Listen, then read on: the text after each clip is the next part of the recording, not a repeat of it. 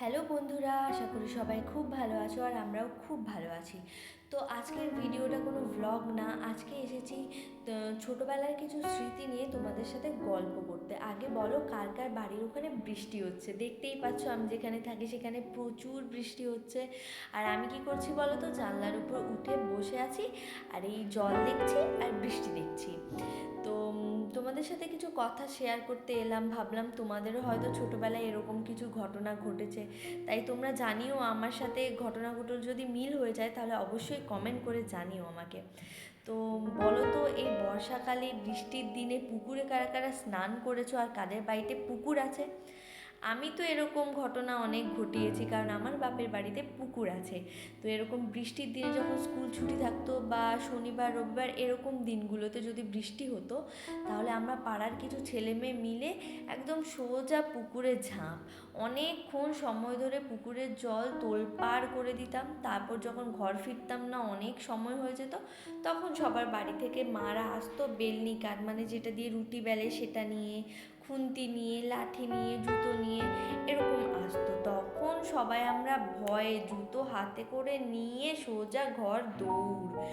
তারপর স্কুল যদি কোনো দিন ছুটি থাকতো, বিশেষ করে বর্ষার দিনে, আমরা কি করতাম, মানে আমি কি করতাম, ডোরেমন সিনচেন চালিয়ে দুপুরবেলা ইলিশ মাছ দিয়ে পেট ভরে ভাত খেয়ে ফ্যান চালিয়ে একটা বেডশিট গায়ে দিয়ে সে এক টানা ভাত ঘুম, সে যেন এক স্বর্গ সুখ সত্যি। তারপর মানে এসব এখন এসে উপলব্ধি করতে পারছি, কারণ সেই সময় না এই অনুভূতিগুলো বুঝতে পারতাম না, অনুভব করতে পারিনি। কিন্তু এখন যখন এই বয়সে সংসারের চাপ, এই ওই কাজে ব্যস্ততার মধ্যে যখন এই বসে বসে বৃষ্টি দেখছি, তখন এই জিনিসগুলো না অনুভব করতে পারি মাঝে মাঝে। তাই আমি বলবো যে যারা এখন স্কুল লাইফে আছো বা হচ্ছে যে এরকম স্কুল যাওয়া আসা করছো এরকম বৃষ্টির দিনে, তোমরা কিন্তু একটু জীবনটাকে এনজয় করে নাও। না হলে বড় হয়ে যখন কর্মস্থলে ব্যস্ত হয়ে পড়বে, তখনই কোনো একদিন এরকম বৃষ্টির দিনে যদি কোনো দিন ছুটি পাও, আমারই মতো বৃষ্টি দেখতে দেখতে ভাববে সত্যিই ছোটোবেলাটা কতই না ভালো ছিল, কতই না আনন্দে আনন্দে কাটতো। তো এটাই বলার আর কি।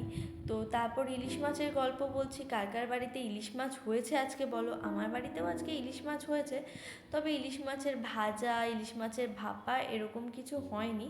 ইলিশ মাছের কালো জিরে, টমেটো, কাঁচা লঙ্কা দিয়ে হয়েছে পাতলা ঝোল। এবার খেয়ে দিয়ে আমিও যাব ভাত ঘুম দিতে। তা তোমরা আমাকে অবশ্যই জানিও যে তোমাদের ছোটোবেলার এরকম কিছু স্মৃতি আছে নাকি, তাহলে আমারও খুব ভালো লাগবে শুনতে।